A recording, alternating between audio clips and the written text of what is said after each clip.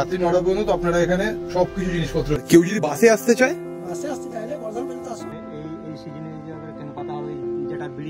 Good morning everyone, welcome to my channel, welcome to a new travel blog. আজকে আমি আপনাদেরকে নিয়ে যাবো একটা নতুন অফবিট জায়গায়, বাঁকুড়ার কাছাকাছি বৃন্দাবন কুন্দাম। সেখানে আজকে আমরা যেতে চলেছি এবং আজকে আমার সঙ্গে রয়েছে বিক্রম দা। আপনারা যারা পিআরির ভিডিও দেখেছেন সেখানে যা ড্রোন শট ছিল সব ওনার তোলা। আজকে জার্নির সমস্ত ইনফরমেশন এই ভিডিওতে থাকবে। রাস্তার কি অবস্থা আছে, কোন রাস্তা দিয়ে যাবেন, কোথায় থাকবেন, কত কি খরচা, সবকিছু জানার জন্য ভিডিওটিতে সঙ্গে থাকবে।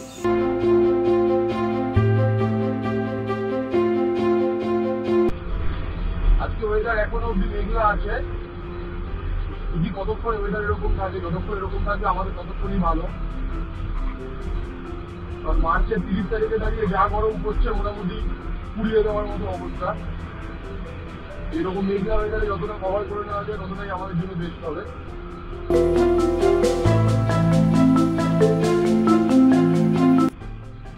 যেরকমটা আপনারা দেখতে পাচ্ছেন, আমি উঠে উঠলাম। এই আমার বাঁদিকে এই রাস্তাটা পুরো, এদিকের পাশটা পুরো বন্ধ করে রাখা রয়েছে এবং ডান দিকে অনেকটা সেরকম রয়েছে এবং এই রাস্তা বন্ধ করে এদিকে মেইনটেনেন্সের কাজ করছে, যা গাড়ি এই মাঝখান নিয়ে যাচ্ছে। এরপরে রাস্তাটা অনেকটা ছোট হয়ে গেছে, এই জন্য এখানে গাড়ির একটু প্রেশার রয়েছে। তো ফ্রেন্ডস, আজকের জার্নি 14 কিলোমিটার পার করে আমরা চলে এসেছি আজকের প্রথম টোল প্লাজাতে। টোল পার করে গেলাম, যেহেতু আমাদের 2 চাকা এবং আমরা ভিআইপি, তাই জন্য আমাদের কোনো টোল দিতে হলো না। আমরা নিয়ে গেলাম কোনা এক্সপ্রেস। আপাতত সাঁতরাগাছি হয়ে ডানকুনি থেকে বাদিক নিয়ে আরামবাগের রাস্তা দিয়ে যাওয়ার প্ল্যান রয়েছে। দেখা যাক রাস্তার কি অবস্থা রয়েছে, আপনাদের সঙ্গে সবই শেয়ার করছি আমি। বন্ধুরা, আমরা প্রায় ডানকুনি পৌঁছে গেছি, আর 1 কিলোমিটার দূর ডানকুনি এখান থেকে। এখানে দিল্লি রোডের ওপরে রাস্তা মেরামতির কাজ চলছে, রাস্তার উন্নতির কাজ চলছে। দেখা যায় উন্নয়নের জোয়ারে আমরা ভেসে না চলে যাই। তো যারা আপনারা এই রাস্তা দিয়ে যাওয়া আসা করবেন তারা অবশ্যই হেলমেট পরে চালাবেন এবং হেলমেটের কাঁচ নামিয়ে চালাবেন। কারণ এই রাস্তা দিয়ে যাওয়ার সময় অনেক সময় ছোট নুড়ি কাকড় মুখে এসে লাগছে।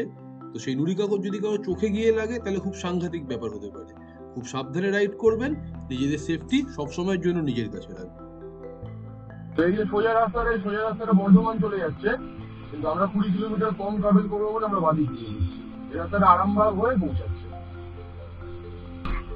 আরামবাগ হয়ে যাওয়ার রাস্তাটা 20 কিলোমিটার শর্ট হলেও এই রাস্তায় ট্রাফিক আছে বেশ, একটু কনজেস্টেড এরিয়া, খুব সাবধানে চালাতে হচ্ছে।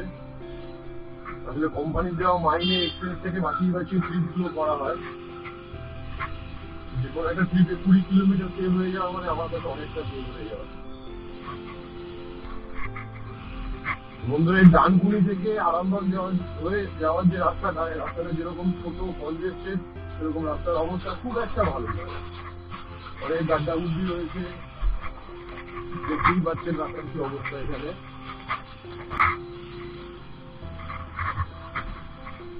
বন্ধুরা, আমরা চণ্ডীতলা বাজার এরিয়া ক্রস করে সুন্দর এই রাস্তা ধরে এখন এগিয়ে চলেছি। চাপাডাঙ্গা এখান থেকে 130, আরামবাগ 58 কিলোমিটার। এই চণ্ডীতলা বাজার অব্দি রাস্তাটা একটু খারাপ ছিল, বাট তারপর থেকে আমার এই এত সুন্দর পরিষ্কার এবং ভালো রাস্তা। বন্ধুরা, বাড়ি থেকে 46 কিলোমিটার জার্নি কমপ্লিট করে এখন আমি রয়েছি নৌসাদ বলে একটা জায়গাতে, হুগলিতে। তো আপাতত আমরা খাওয়ার জন্য এই দোকানে দাঁড়িয়েছি, ঘোষ কেবিন।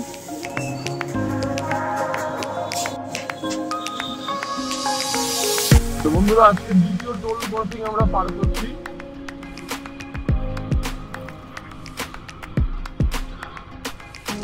চাপাডাঙ্গা, আরামবাগ, তারকেশ্বর সব এই রাস্তাতেই পড়ে। আমরা পৌঁছে গেছি চাপাডাঙ্গাতে। বাঁকুড়া এখান থেকে আর মাত্র 112 কিলোমিটার। তারকেশ্বর যেতে হলে এই ডান দিকের রাস্তা নিতে হবে, যে রাস্তা দিয়ে গাড়িটা বেরোচ্ছে। এই রাস্তা দিয়ে মাত্র 6 কিলোমিটার গেলে তারকেশ্বর পড়বে। আমরা হার সময় দেখলাম অনেক পুণ্যার্থী তারকেশ্বরের উদ্দেশ্যে যাত্রা শুরু করেছে। আরামবাগ আর 20 কিলোমিটার ডিস্টেন্স, আমাদের গন্তব্য আরামবাগ। তোকে বাড়ি থেকে বেরিয়ে 141 কিলোমিটার সবে কমপ্লিট হয়েছে। আমি এখন রয়েছি জয়পুর ফরেস্টে। আমার পিছনে এটা দেখতে পাচ্ছেন, এটা জয়পুর ফরেস্ট। এখন আমার ডেস্টিনেশন যেতে বাকি আরও 40 কিলোমিটার। জয়পুর ফরেস্টে আমরা যেখানে থেমেছি, এখানে বনশ্রী রিসোর্ট নামে একটি রিসোর্ট দেখতে পেলাম। আপনারা নিজের প্রিয়জনকে নিয়ে জয়পুর ফরেস্টে এসে এখানে থাকতে পারেন। সোনামুখী ও বিষ্ণুপুরকে বাঁ দিকে রেখে আমরা এগিয়ে চলেছি বাঁকুড়ার দিকে। আমার বাঁ দিকের এই রাস্তাটা বিষ্ণুপুরের দিকে চলে যাচ্ছে এবং আমরা এগোচ্ছি সোজা। তো আমাদেরকে এই 4 মাথার ক্রসিং থেকে ডান দিকের রাস্তা নিয়ে যেতে হবে এই আইল্যান্ড দিয়ে। তো আমার যেটা মনে করছে এই রাস্তাটা সোজা চলে গেছে, সোজা চলে গেলে আপনারা মুকুটমণিপুর ড্যামের দিকে চলে যেতে পারেন। এবং আমরা এই ডান দিকের রাস্তা নিয়ে, যেমন আমি আগে যখন গেছিলাম মনোরমা তখন দিয়ে গেছিলাম, আমাদেরকে এই রাস্তা আমাদের এই রাস্তা দিয়ে এখন আমাদের ডেস্টিনেশন 31 কিলোমিটার দূরে, তবে আমরা 9 কিলোমিটার কভার করে যাবো।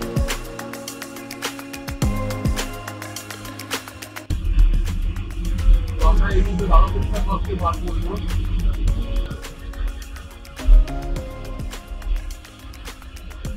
পুরো ফাঁকা হয় এই মাঠের মধ্যে সবগুলোকে মনে হচ্ছে না দুদিকটাই ফাঁকা।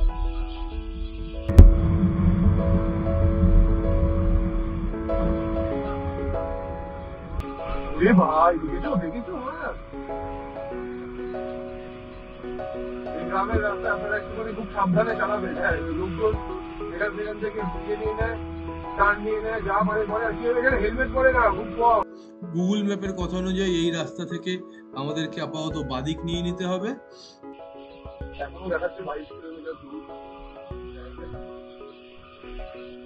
গ্রামের দিকে ভেতরের রাস্তা, তার রাস্তার মধ্যে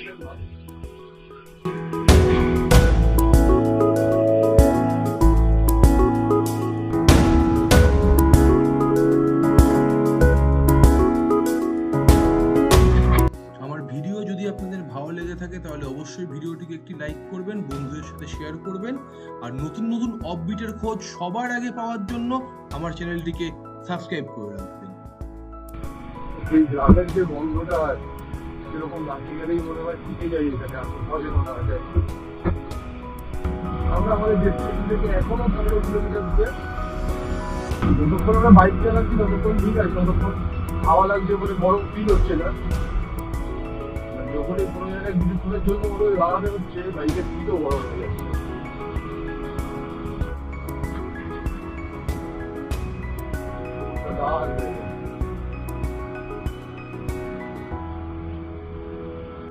গ্রামের পিচ রাস্তাকে ছেড়ে আমরা এখন প্রবেশ করছি মাটির রাস্তাতে, এবং এই মাটির রাস্তা দিয়ে এখনো 4.5 কিলোমিটার আমাদের যেতে হবে, তবে আমরা আমাদের গন্তব্যে পৌঁছাবো। কিছুক্ষণ চলতে চলতেই এরকম বনভূমি আমাকে দেখা দিল, এত সুন্দর গ্রিন সব জায়গাতে। এতক্ষণ যতক্ষণ আমি বাইক চালাচ্ছি কোনো মানুষ দেখতে পেয়েছি না, কোনো দোকান দেখতে পেয়েছি। এদিকে ধূমপানের তেষ্টায় আমাদের প্রাণ প্রায় ওষ্ঠাগত। এখনো আমাদের ডেস্টিনেশন যেতে বাকি প্রায় 3 কিলোমিটার। এটা হলো রেলগেট ক্রসিং, এবং আপনার যদি বিড়ি সিগারেটের দোকানের দরকার পড়ে তাহলে রেলগেট ক্রসিং এ দাদার দোকান রয়েছে, দাদার কাছে চলে আসবেন। দাদা কখন থেকে দোকান খোলো? কতক্ষণ খোলা থাকে? রাত্রি 9টা পর্যন্ত। আপনারা এখানে সবকিছু জিনিসপত্র পেয়ে যাবে, দশকর্মা থেকে মুদিখানা সবকিছু এখানে পেয়ে যাবে। ধূমপানের তেষ্টা মিটিয়ে আমরা এবার চলেছি আমাদের গন্তব্যের দিকে। এদিকে সবুজ বনভূমিকে রেখে এখনো দেখাচ্ছে 1 কিলোমিটার ডিস্টেন্স। দূরে এই যে গেটটা দেখা যাচ্ছে বাঁদিকে, দেখে তো মনে হচ্ছে ওটাই আমাদের এন্ট্রি গেট। রিসর্টের নাম অক্সিজেন জঙ্গল অ্যান্ড বারবিকিউ রিসর্ট। আমরা ভেতরে ঢুকছি। তারপর আমরা ভেতরে ঢুকে ফ্রেশ হয়ে নেই, ততক্ষণ তোমরা কিছু ড্রোন শট এনজয়।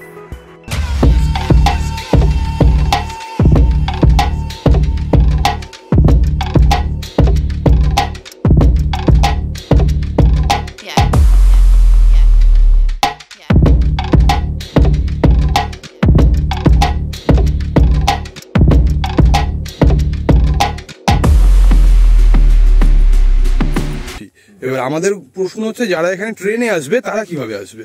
আচ্ছা, কলকাতা থেকে মশাগ্রাম ট্রেনে এলো, মশাগ্রাম টু বাঁকুড়া ট্রেনে ধরে বৃন্দাবনপুর ট্রেন স্টপেজে নামে, ওখান থেকে টোটো করে এই ক্যাম্পে আসা যায়। আচ্ছা, ওখান থেকে টোটো বুক করে আসতে হবে রিজার্ভে? হ্যাঁ, বুক করলে হবে, এখন থাকে টোটো বলে দিয়ে যাবে। আচ্ছা, আর কেউ যদি বাসে আসতে চায়? বাসে আসতে চাইলে বর্ধমান পর্যন্ত আসুন। বর্ধমান থেকে বর্ধমান বাঁকুড়া গাড়ি ধরে বৃন্দাবনপুরে বাস থেকে নামবেন। বৃন্দাবনপুরে বাস স্ট্যান্ড থেকে 2.5 কিলোমিটার দূরত্ব, টোটো বা যেগুলো কিছুটা আসার ব্যবস্থা আছে। অসংখ্য ধন্যবাদ দাদা। আর এখানে এই টেন্ট এবং এসি রুম আর নন এসি রুম এদের কিরকম কি খরচা একটু বলে দাও। আচ্ছা দাদা, এখানে পার হেড এসি রুমে আমরা নিই 1700 টাকা, নন এসি নি 1500 টাকা, আর টেন্ট নি 1200 টাকা পার হেড কিন্তু এটা। পার হেড, থাকা খাওয়া ইনক্লুডেড? থাকা খাওয়া সবকিছু। খাওয়ার মধ্যে যেদিনকে আসবে ওদিনকে কি কি থাকবে? ওদিনে ধরুন লাঞ্চ করবে, রাতে ডিনার করবে, তারপর দিন সকালে ব্রেকফাস্ট করবে, আর বিকালবেলা একটা স্ন্যাক্স আর চা দেওয়া হয়। আচ্ছা, আর বারবিকিউ এটা চার্জেবল, আর যে বনফায়ার হবে ওটা ফ্রি?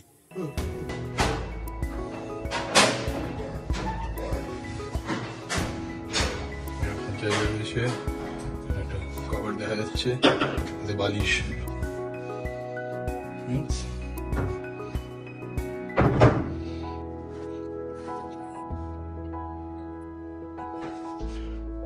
রুমটা এখানে সুইচ।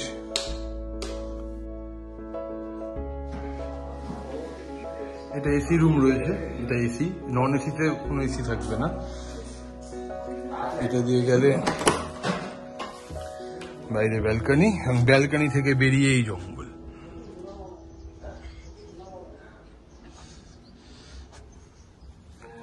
আর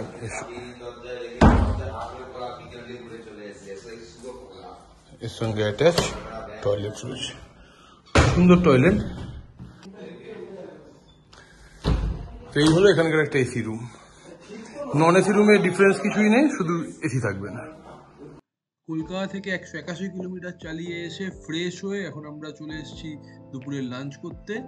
এটা এখানকার স্টাফ রুম এবং এটা হলো এদের ডাইনিং এরিয়া। তো সোজা আমি ঢুকে পড়লাম ডাইনিং এরিয়াতে। এখানে অনেকগুলো চেয়ার রাখা আছে দেখতে পাচ্ছি, একসাথে অনেক লোকের বসার অবস্থা। ওখানে বিক্ষণদা আস্তে নাস্তেই খাবার চলে এলো, দাদা ভাত আর তরকারি নিয়ে, আর এই দাদার হাতে ডাল।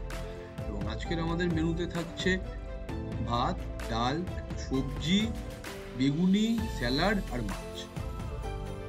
বন্ধুরা এখন সন্ধে হয়ে গেছে, আমরা এখন বেরোচ্ছি টি স্ন্যাক্সের জন্য। রাতের অন্ধকারে জঙ্গলকে যে এতটা মায়াবী লাগতে পারে এই ব্যাপারে আমার কোনো ধারণা ছিল না। দূরে আপনারা দেখতে পাচ্ছেন ওটা গেটের লাইট জ্বলছে, মেইন গেটের। ঝিঝি পোকার ডাকের আওয়াজ আমি শুনতে পাচ্ছি, রেকর্ড হচ্ছে কিনা বুঝতে পারছি না। বিক্ষণদা ঘুরে বেড়াচ্ছে নিজের মতো। দূরে দেখতে পাচ্ছেন ওটা হচ্ছে ডাইনিং প্লেসের। আজকে সন্ধ্যায় স্ন্যাক্সে রয়েছে চা। আমাকে জিজ্ঞেস করেছিলাম, আমি লিকার চা বলেছিলাম, লিকার চা। বিক্ষণদার জন্য মিল্ক টি আর পেঁয়াজের পকোড়া, সঙ্গে সস এবং অ্যাডেড সুগার। বন্ধুরা তোমরা এটা দেখতে পাচ্ছ, এটা টেন্ট এরিয়া। এটা একটা টেন্ট, ভেতরে লাইট জ্বলছে বলে ব্যাপারটা গ্লো করছে এবং চারপাশটা এত সুন্দর দেখতে। কন্টিনিউ ঝিঝি পোকার ডাক। শীতকালে একসঙ্গে অনেক টেন্ট যখন পাতা হয় তখন ব্যাপারটাকে দেখতে আরো ভালো লাগে। ওখান থেকে এন্ট্রি করে আমি এসেছিলাম। এখন তোমাদের টেন্টটা দেখাই, এখানকার টেন্ট কিরকম। টেন্ট অনেকটা এরকম দেখতে, এবং ভেতরে এখানে এখানে প্লাগ পয়েন্ট রয়েছে, এখান থেকেই ফ্যান কানেক্ট হয়। এটা নেটের মতো সিস্টেম রয়েছে এবং ভেতরে যাওয়ার জন্য এদিকে চেন রয়েছে। এই হলো টেন্ট। এখানে বেড পাতা হয়, এদিকে একটা এদিকে একটা, দুটো বেড পাতলে এই হলো টেন্টের অবস্থা। সন্ধ্যেবেলা জঙ্গলকে দেখে আমরা নিজেদেরকে আটকে রাখতে না পেরে বেরিয়ে পড়লাম বাইক নিয়ে।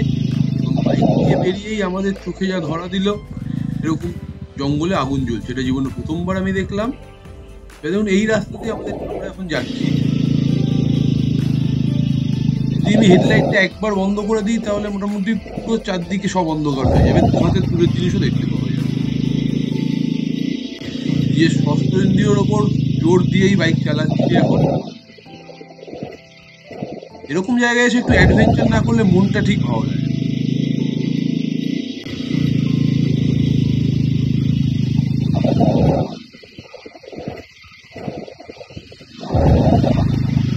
সকালবেলাও আমরা এই রাস্তা দিয়েই এসেছিলাম, তখন দেখে বুঝতে পারিনি যে ব্যাপারটা এরকম ভয়ঙ্কর সুন্দর হয়ে যাবে রাত্রির বেলায়।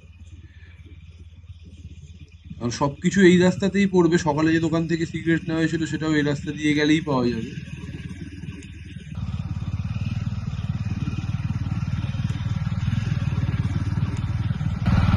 সাইকেল এরকম ভাবে যায়। হ্যাঁ, সাইকেল পেছনের লোক আলো আছে, সামনের লোককে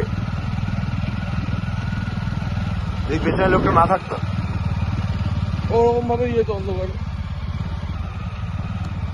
নাস্তিক হলেও এই রাস্তা দিয়ে যাওয়ার সময় বুকের মধ্যে একটুখানি ভয় কিন্তু লাগে।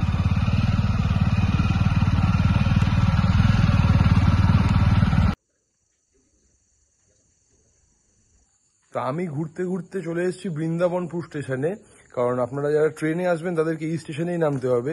তো ডিটেলস নেওয়ার জন্য এসেছিলাম, কিন্তু স্টেশনে এসে আমি তো পুরো অবাক। কেন অবাক সেটা আপনারাই দেখুন। এই আমার পিছনে এটা স্টেশন এরিয়াতে প্ল্যাটফর্মে দাঁড়িয়ে আছি, একটাই প্ল্যাটফর্ম, এবং পিছনে যত দূর দেখা যাচ্ছে কেউ নেই। আর এই দিকেও দেখুন, এই দিকেও দূরে যত দূর দেখা যাচ্ছে আমার পিছনে কেউ নেই। তো ফ্রেন্ডস, বৃন্দাবনপুর স্টেশন ঘুরে আমরা আবার ক্যাম্পে ফিরে এসেছি। ওই দেখতে পাচ্ছ পিছনে এই যে বনফায়ার চলছে, ওটা একটা আলাদা গ্রুপের, আমাদেরও বনফায়ার হবে। তার সঙ্গে আমরা কিছু বারবিকিউ করতে দেওয়া হয়েছে, কিছু ইম্পর্টেন্ট কাজ রয়েছে না, সেই জন্য বারবিকিউ তো করতেই হবে। দেখলে বৃন্দাবন স্টেশন সম্পর্কে যতটা আমি পেরেছি, কারোর কোনো স্টেশন মাস্টার বা স্টেশনে কাউকে পাইনি যাকে আমি জিজ্ঞেস করতে পারবো। তোমরা কমেন্টে জানিও তোমাদের বৃন্দাবনপুর স্টেশন দেখে কেমন লাগলো।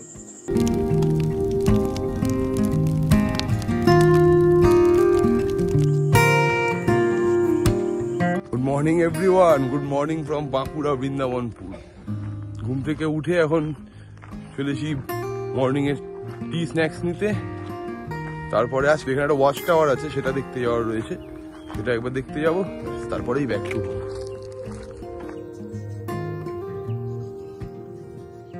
এবারে আসা যাক ক্যাম্পের কথায়। এই জায়গায় আমি বুক করেছি ইজিফিজোর থেকে, ইজিফিজোর অফিসিয়াল ওয়েবসাইট থেকে, ডিসক্রিপশনে দেওয়া থাকবে। ক্যাম্প সব কিছু ভালো, সব কিছু ঠিকঠাক, কিন্তু এখানে যে খাওয়া দাওয়ার যে টাইমিং সেটা এদের ম্যানেজমেন্ট যারা ক্যাম্প ম্যানেজ করছে তাদের অনুযায়ী হয়। এরকম কালকে রাতের ঘটনায় আমরা বলেছিলাম রুমে খাবার দিয়ে দিতে, কিন্তু কিছুতেই তারা রুমে খাবার দেবে না। 10:30টায় একবারে খাবার ক্লোজ হয়ে যাবে, তারপরে খাবার পাওয়া যাবে। তো ক্যাম্প থেকে 6 কিলোমিটার দূরে একটা ওয়াচ টাওয়ার আছে, এখন আমি চলেছি সেই ওয়াচ টাওয়ারের উদ্দেশ্যে। এখানে সেরকম ভাবে আশেপাশে সাইড সিট করার মতো কিছু নেই। যদি আপনার অ্যাডভেঞ্চার ভালো লাগে তাহলে জঙ্গলে ঘুরে অ্যাডভেঞ্চার করতে পারেন বা অন্যান্য কিছু, অথবা একদিনের জন্য ছুটি কাটাতে এসে একটা দিন শান্তিতে নির্জন জঙ্গলে প্রকৃতির সঙ্গে থেকে যদি এনজয় করতে চান তাহলে এই জায়গায় আপনি অবশ্যই আসতে পারেন। এই হলো ওয়াচ টাওয়ার, কিছু ড্রোন শট দেখা যায়।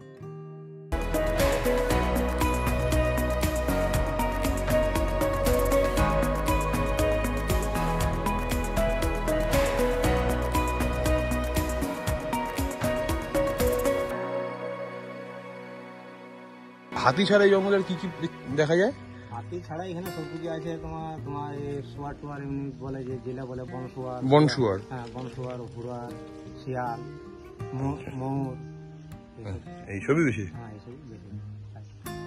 আচ্ছা, আর এখানকার মানুষ মেইনলি কি কাজ করে? মানুষে আমাদের এইসব লোক এই জঙ্গলে পাতা টাটা সেলাই টেলাই করে তুলে নিয়ে যায়। এই সিজনে যে কেন পাতা হয়, যেটা বিড়ি হয় সেই পাতাটা তুলে নিয়ে যায়। আচ্ছা, বিড়ি কি শাল পাতায় হয়? না, ওটা কেন পাতায় হয়। কি পাতায় হয়? কেন পাতা বলে সেই। কেন পাতা? হ্যাঁ, আচ্ছা, এটা জানা ছিল না। ঠিক আছে দাদা, অসংখ্য ধন্যবাদ তোমাকে। তো বন্ধুরা, আপনারা যারা বৃন্দাবনপুর আসবেন সেই দাদাকে পাবেন, বাপন দা। আপনাদের দাওয়া থেকে শুরু করে দারু সমস্ত বন্দোবস্ত দাদা একা হাতে করে দেবে। কি দাদা? করে দেবে, ঠিক আছে। তো বন্ধুরা, বৃন্দাবনপুর ঘোরা আমাদের শেষ, এবার বাড়ি যাওয়ার পালা। আমি এখানে যা যা ঘুরেছি, যা যা দেখতে পেরেছি, যা দেখেছি সব আপনাদের সাথে শেয়ার করেছি। এখানে থাকার সমস্ত ট্যারিফ, সমস্ত ইনফরমেশন শেয়ার করা রয়েছে। যদি আমার দেওয়া কোনো ইনফরমেশন আপনাদের ভালো লেগে থাকে তাহলে অবশ্যই ভিডিওটাকে লাইক করবেন, বন্ধুদের সাথে শেয়ার করবেন, এবং এরকম অফবিট ডেস্টিনেশনের খোঁজ সবার আগে পেতে আমার চ্যানেলটিকে সাবস্ক্রাইব করে রাখবেন। পরে দেখা হবে অন্য কোনো ভিডিওতে, অন্য কোনো নতুন জায়গায়। ততদিন ভালো থাকবেন, নিজের খেয়াল রাখবেন। অসংখ্য ধন্যবাদ।